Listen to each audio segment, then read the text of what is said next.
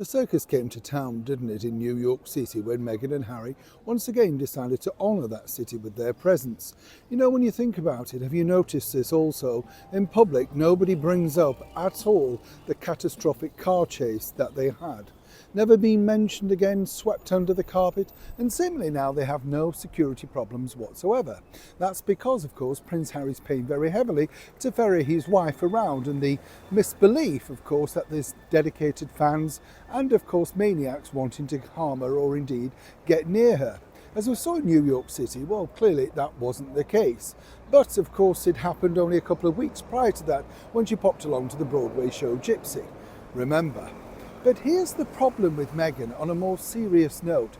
She, well, appears never to understand what the true story is. And more importantly, the people that sit down and interview her never call her out. As ever, let me explain.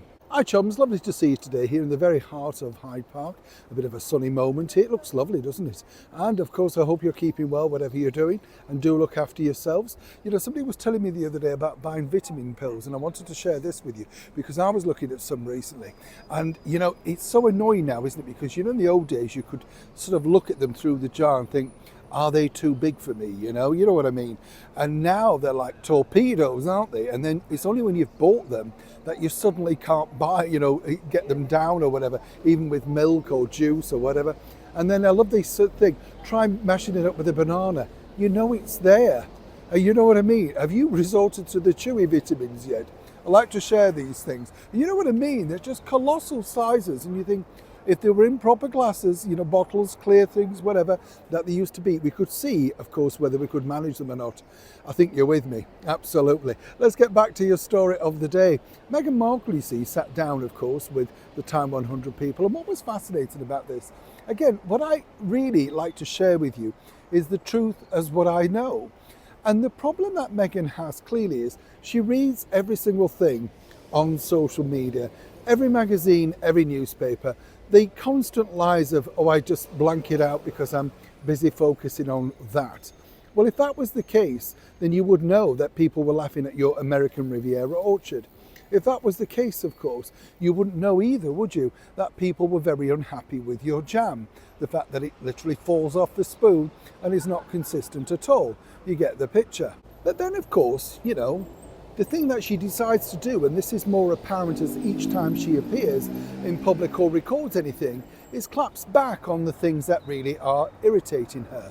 You know, the sort of thing where she needed to explain the reasons why she'd changed the name of her brand from American Riviera to As Ever. And forget the one with the cat's out of the bag, she brought it up again, of course, on the podcast. But it was this fresh piece of misinformation. And so the only way to feel as though you were still in conversation with me, I felt, was I had to be talking to the people in the room with me. And that was the crew. And on Suits, we had a crew of over 200 people.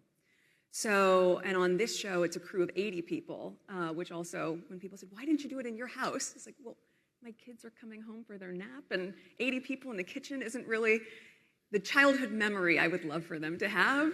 That Meghan decided to share. You see, according to her, the reason why she didn't want to use her own personal home for her Netflix show As Ever was the fact that there were 80 crew, literally as part of the team.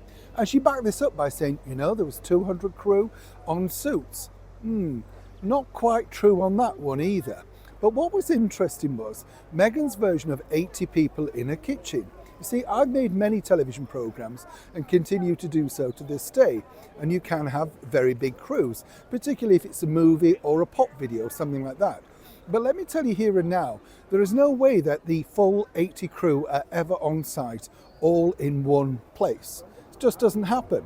Now, on that show, it was a 4-camera shoot, lots of lighting rigged, and there would be a director, producer, assistants, at best I would say 25 people. It's a 1+1 is what they call it, film shooting, one guest, one host. So where do you need 80 people? The 80 people are people back at the office, the online producers, the guest getters, the car people. Yes, there's a big crew, but they're not all with you in that kitchen. And I know for 100% fact, speaking to people who worked on that show, that is not the case. As ever, we have to say allegedly. But the bottom line is, why didn't she just be honest and say, I didn't really want all those people traipsing around my kitchen, all of that sort of stuff. But of course she then brought the child in. Oh, I didn't want this to be a memory of mummy having 80 people in the kitchen each time they came back for a nap or from school. Couldn't they have gone and stayed, of course, with, Grandma Doria or maybe Auntie Serena? Couldn't they have gone and done that, given the fact that you were working and this was only for 2 weeks filming, 5 days, 10 days in total, and the rest has been post-production and editing? But again, this is part of the problem of why Meghan's brand is failing on a spectacular level. Her inauthenticity, as it were, of being genuine in saying, I just didn't want it. My kitchen is renovated, I need it doing. This is why we hide it. The bigger problem, on a more serious note, is this. Netflix will not pay for that level of crew again with such low-level ratings. It's not profitable. So suddenly, Meghan might find that there is room for people in her kitchen because, quite frankly, she could be doing it with 2 iPhones and an iPad. Either way, a story from Meghan, once again, with lots of holes in it. Neil Sean in the very heart of London.